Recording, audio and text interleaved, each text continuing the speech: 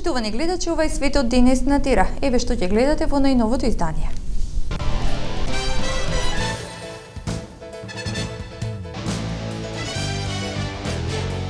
Во Македонија има 17 видови на печурки кои се смртоносни.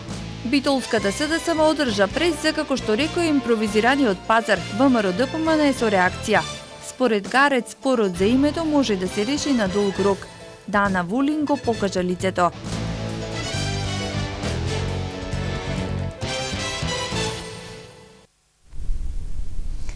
Македонските власти и нивните поддржувачи во Брисел постигнале на официјалната листа на јазици во Европската Унија да стои македонски јазик, што ја нарушува грчката позиција во пресред на новата рунда преговори за прашањето за името со посредство на Метју Нимиц, пренесуваат грчките медиуми. Ова денеска го пишува грчкиот весник Парон, подсетувајќи дека иако грчкиот премиер Андонис Самарас на 2 јули во Страсбург, одговарајќи на новинарско прашање, рече дека не знае дека постои македонски јазик. Пред неколку дена на преработената веб страница на Европската Унија на официјалниот список на јазиците на земјите кандидати се појави македонски со словенски изговор. Грчката страна предходните години со своите интервенции постојано ги спречуваше обидите за македонски јазик, затоа што тоа прашање е директно поврзано со прашањето за идентитетот и е составен дел на македонизмот, пишува Парон. Весникот исто така додава дека и покрај тоа што во официјалните документи на Европската Унија нашата земја е заведена со привремената референца ПРМ, сепак пред валутата што се користи во нашата земја динар стои ознаката МКД, која, како што нагласува Парон, исто така упатува на Македонија. Подсетувајќи што се случуваше изминатиот период во грчко-македонските односи, весникот на крајот информира дека двете страни сега ја чекаат посетата на Метју Нимиц на регионот, но не е познато дали ќе има нови предлози или тој само ќе одржи уште една редовна средба, формална со преговарачите на двете земји, како што е пракса на секои 6 месеци. Денеска Битолската СДСМ одржа пресконференција во Нова Битола за, како што рекоа, импровизираниот пазар. Организаторите се луѓе блиски до власт. Тие, освен што манипулираат со сиромаштијата, вршат директен атак врз дуќанџиите, кои ги почитуваат законите, имаат вработени и фискални апарати, плаќаат даноци и придонеси и придонесуваат за полнењето на државните и општинските буџети. Наспроти нив, организаторите на викенд пазарите ангажираат работна сила на црно, за луѓето не плаќаат придонеси, продаваат стока со сомнително потекло, немаат фискални апарати и не плаќаат ниту денар на државата и општината. Денеска јавно ја повикуваме власта да каже кој е организаторот на овој импровизиран пазар во Нова Битола, дали тоа е правно или физичко лице. Кој дал одобрение за локацијата, колку и на кого се платени средствата за наем на просторот. Со чија дозвола од врвот на власта е дозволено работењето и заработувањето на црно. А молкот на градоначалникот Талески кажува многу.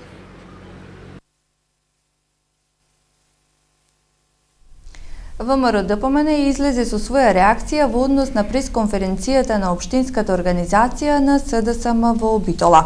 Штета е што колебливиот пратеник Васко Ковачевски јавно манифестира крајно непознавање на надлежностите и не знае дека посочениот панаѓур во близина на новиот пазар во Битола се одржува на приватен плац и е договорен меѓу приватни субјекти со претходно обезбедени дозволи. Општината и градоначалникот на вистина прават многу и обезбедуваат поволни услови за поттикнување на економијата во Битола, но немаат надлежност да влијаат врз поединечни одлуки на приватни деловни субјекти. Доколку Ковачевски има вистински аргументи за обвинувањата што ги наведува, пазарната и трудовата инспекција се вистинските адреси на кои треба да ги изнесе. ВМРО ДПМН е со поттикнувачки мерки и даношни олеснувања на дело ја покажа грижата за стопанствениците кои се движечка сила за подигнување на општествениот стандард и благосостојбата на сите граѓани, стои во соопштението од ВМРО ДПМН.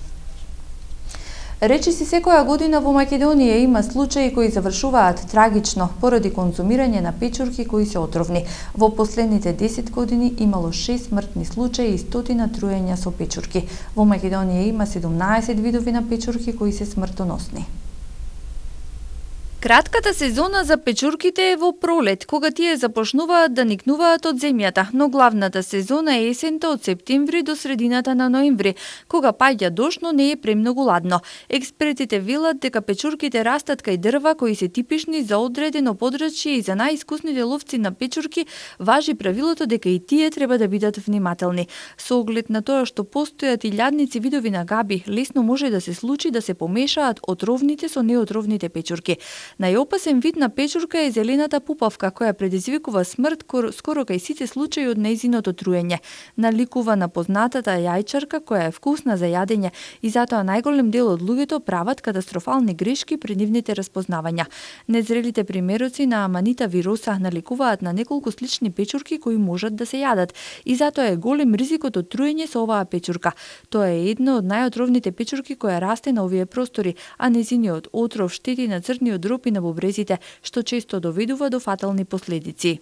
Во Македонија досега се забележени над 10.000 различни видови на габи. Единствената регионална лабораторија во земјата има регистрирано 2130 микромицети, од кои со меки плодни тела се 900. Од нив 600 габи се јадат и се полни со витамини, минерали и антиоксиданси. 114 се отровни, а дури 17 видови се смртоносни. Од печурките има и такви кои предизвикуваат халуцинации и од нив во земјата се регистрирани 30 на видови. Голем број почетни кога собираат печурки, често не можат да направат разлика помеѓу отровните и оние печурки кои се јадат. Затоа експертите за печурки велат дека за да нема фатални последици, треба да се фрлат оние кои што се сомнителни и дека не треба да се берат оние печурки за кои што берачите на печурки не се сигурни. А еве што ќе гледате во продолжение на вестите. Според Гарет, спорот за името може да се реши на долг рок. За ова по кратката пауза. Телевизијата која е на страната на гледачите, од сега и на вашите паметни телефони.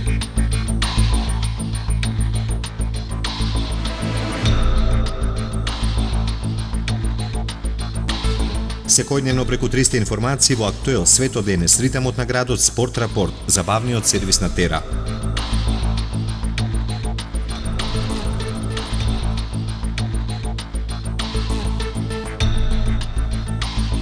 Читајте и гледајте Тера на мобилен.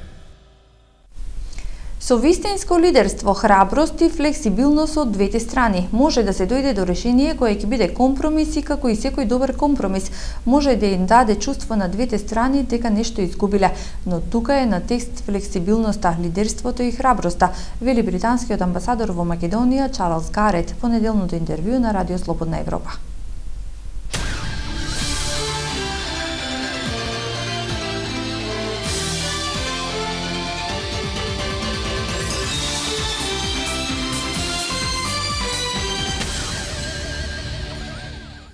Го гледате неделното интервју на Радио Слободна Европа. Наш денешен гостин е британскиот амбасадор во земјава, господинот Чарлс Гарет. Амбасадоре, 3 дена пред официјалното објавување, какви се вашите очекувања од октомврискиот извештај на Европската Унија за напредокот на нашата земја? I haven't seen the report yet. As you probably know, it's written in Brussels and is the product of many conversations between 28 member states and the Commission. And so not having seen it, I don't know exactly what will be in it. What I expect to be in it, though, is an assessment of the state of Macedonia's progress. It'll set out some areas where Macedonia has moved forward over the last 12 months, and it'll set out some areas where Macedonia still has work to do, requirements for improvement over the next period. I expect it'll be a balanced report. Реална ли е опасноста за Македонија да ја изгуби препораката за почеток на преговори со Европската Унија? Yes, there is. There's, as I say, the report is the product of different views from 28 different member states, and they have different views on the state of Macedonia's progress. Some of them have made it quite clear that they believe Macedonia's position is below the line on the Copenhagen criteria. Others believe that Macedonia's position is above the line. And so as long as that debate exists within the European Union, there is that risk that Macedonia might not get a recommendation. The UK's view is that it's above the line, just. We think that Macedonia's situation does meet the Copenhagen criteria, but there are still areas of serious concern, and we would want to continue to work with Macedonia to help improve things in those areas. Амбасадоре, според вас на реформите во кои области треба повеќе да се работи? There is a range of different areas, of course. I would pick out three for particular mention. I would pick out the area of justice, where there have been improvements in terms of some of the judicial reforms that have been brought in, but also still a lot to do in that field. And that I mention because justice is, or an efficiently operating and judicial system which is fair, which is seen to be fair, is absolutely a foundation stone for a country, for any country. It's a foundation stone of democracy, of a fair society. In this country, it's absolutely essential to good interethnic relations. Second area I would mention is media. That's important, of course, because without a strong and open media, it's much more difficult for democracy to thrive. In fact, it's impossible for democracy properly to thrive without that. And it's also important to a fair society too. The third area I'd mention is interethnic relations. I think that one of the things I've been struck by since I came to Macedonia 4 months ago is that there is it's obviously an important area to the future of the country. It's one thing for outsiders to come in and talk about these things, and I think for a lot of Macedonians it must be quite frustrating to hear outsiders come and give their opinion about the state of affairs in this country. But I think and I recognise that, but I think also there's some validity in it, because I think sometimes outsiders have a view of things which allows for a more constructive perspective than you sometimes get from within the country. Веќе го спомнавме политичкиот диалог и покрај обидите да се одмрзне, факт е дека нема напредок на тој план. Како ја коментирате таа појава и какви последици може да има тоа? Well, I think there's a huge amount at stake here for a lot of people and institutions. There's a lot at stake for the country, there's a lot at stake for democracy within the country, there's a lot at stake for both VMRO and for Srpska. And as such, I think it's essential that both sides in this situation grip the situation as fast and as firmly as they can, because the sooner we can return to a properly functioning parliament in Macedonia, the sooner we can move forward and protect against the kind of damage that comes from long-term political standoff. Амбасадоре, што значи за една земја отсуството на опозиција во законодавниот дом? Well, I think it's really damaging. In a young democracy, one needs constantly to strengthen the institutions and the functioning of those institutions, and at the moment that's not happening. They're actually being undermined by the current situation. So that's really damaging. But it's damaging in other respects too. We shouldn't forget that over 31% of the votes that were cast in the general election in the spring were cast for parties which are not at the moment, Srpska and DPA, in the parliament. So that's 31% of people who took part in the elections, whose voice is not being properly heard and whose chosen representatives are not adding their influence to the generation of legislation and to the national debate. It's really very damaging. Parliament is the place, it's the foundation stone of democracy, it's the centre of democracy, it's the place where the national debate happens, where the public's voice is heard.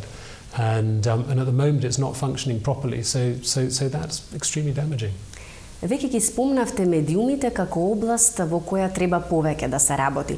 Амбасадоре, сметате ли дека Македонија има проблем со слободата на изразување?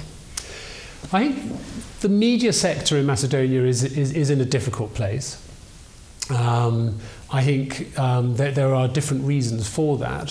For example, the media here, organisations within the sector here face very similar problems to problems faced in in just about every market around the world, actually, over commercial issues with falling readership, falling advertising revenue. These are real problems for any business trying to exist within the traditional media sector.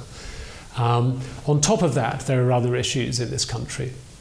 I sense very strongly since I came here from my conversations with people around the country that editors of newspapers and other media outlets find it easier to deliver certain opinions in their newspapers and so on than other opinions, and that's a dangerous place to be, because you get a one-sided debate, and as long as you've got a one-sided debate within the media, you're not contributing as strongly as you can to democracy. You're not getting the best outcome from it either. You're not getting the best decisions, the best opinions, the best debates. Кои се вашите очекувања од натамошниот развој на грчко-македонскиот диалог?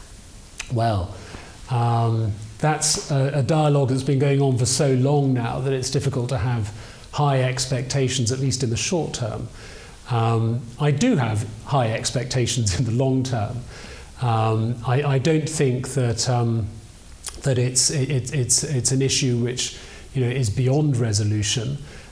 Clearly, with the right sort of leadership and courage and flexibility on both sides, some sort of resolution can be found.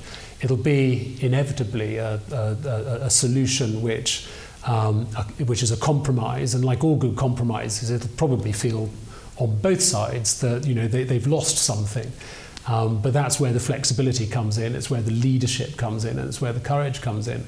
So I think there is, there is definite scope for resolution. Ако за да се дојде до компромисно решение, како што велите, е потребна флексибилност и политичка волја од двете страни, дали гледате таква подготвеност кај која било од страните за некаква отстапка? Yes, absolutely I do. It's not always obvious that, because there's a lot of noise around this issue in both countries. And if you listen only to that noise, you get a relatively negative picture, one which suggests that the two sides are so far apart they'll never come together. But when you listen to the sort of the quieter voices, and the voices which speak a more reasonable approach, then it's obvious that it's in the interests of Macedonia, that's clear, to reach some sort of resolution. It's in the interests of Greece for very similar reasons to reach a resolution. So yes, I believe it is possible. Амбасадоре Гарет, ви благодарам што бевте гостин во неделното интервју на Радио Слободна Европа. Thank you. Вам почитувани ви благодарам за вниманието. Довидување за една недела.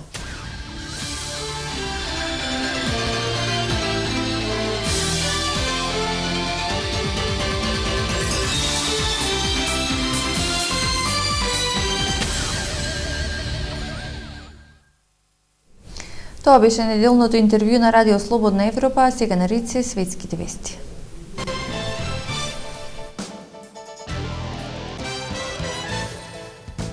Дана Вулин го покажа лицето.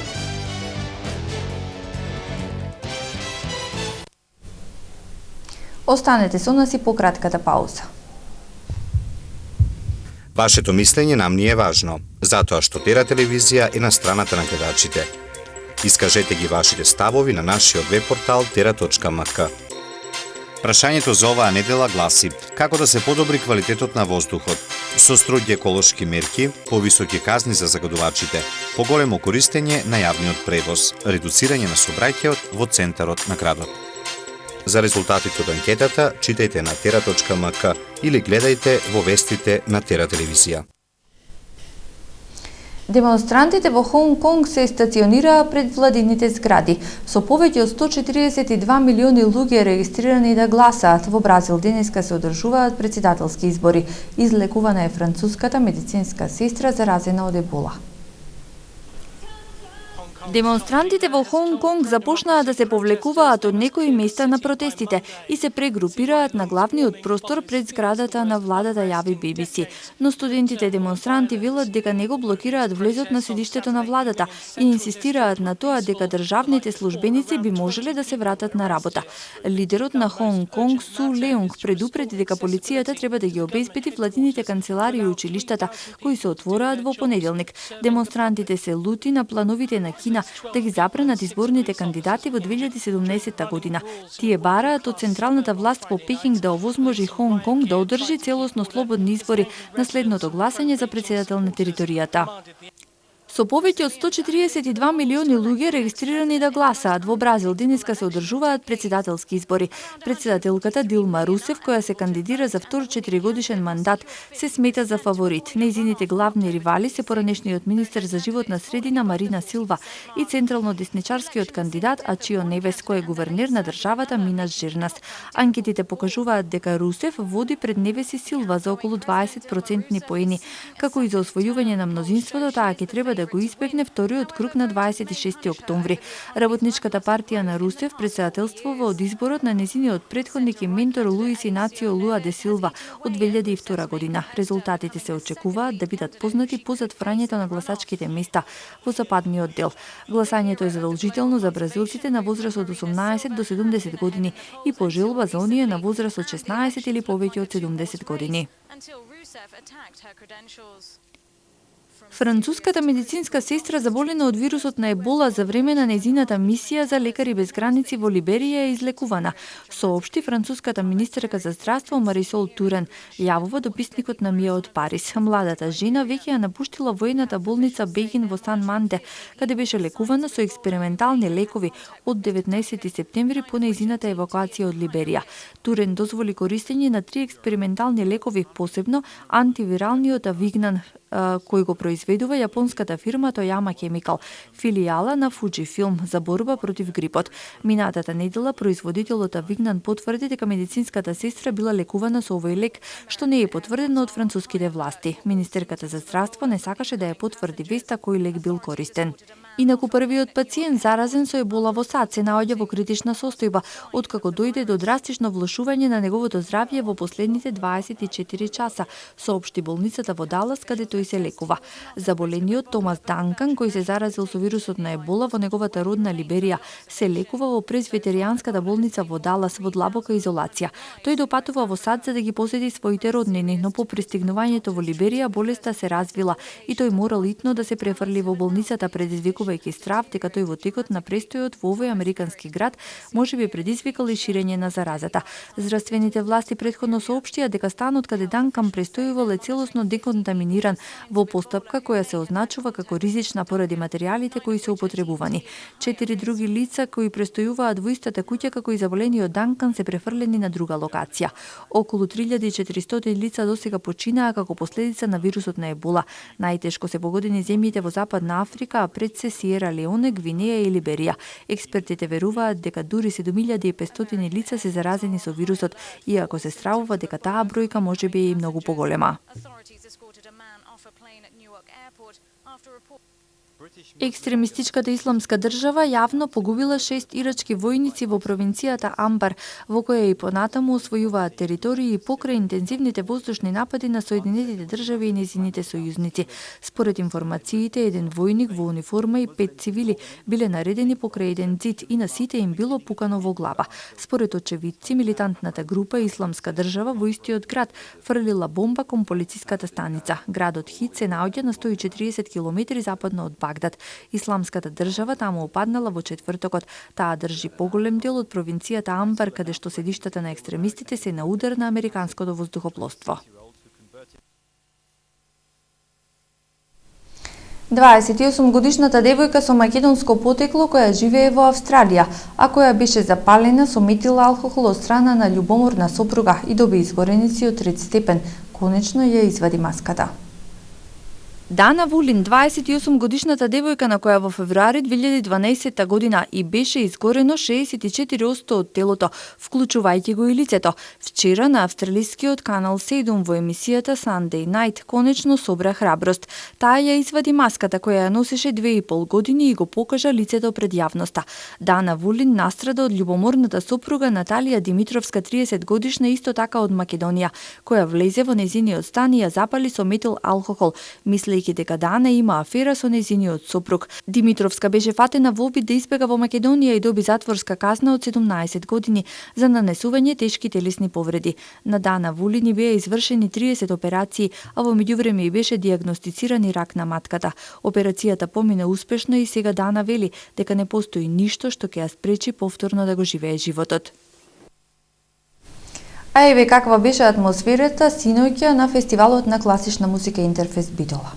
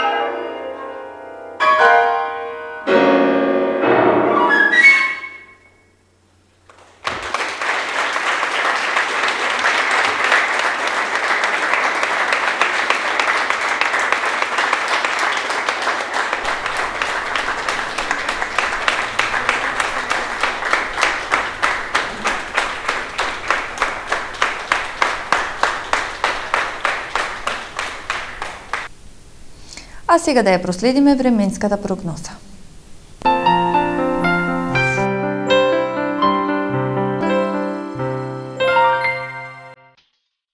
Какво ќе биде времето утре во Европа?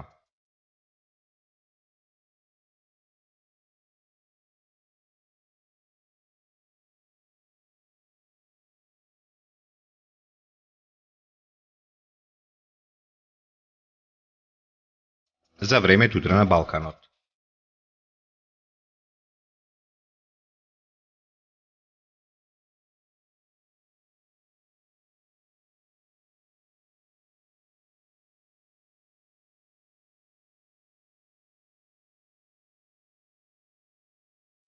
Какво ќе биде времето утре во Македонија?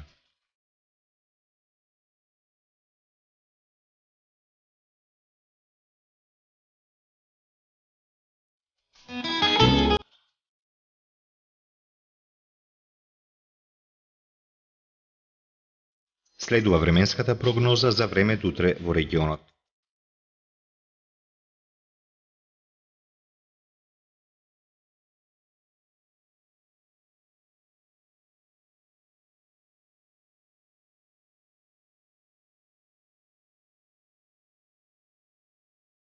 Какво ќе биде времето утре во Битола?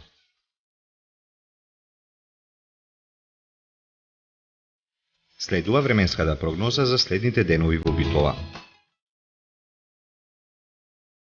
Какво ќе биде утре времето во Ресен? Следува временската прогноза за следните денови во Ресен. Евеа прогнозата за времето утре во Прилеп. Какво ќе биде времето во наредните денови во Прилеп? Какво ќе биде времето утре во Кичево? Следува временската прогноза за следните денови во Кичево.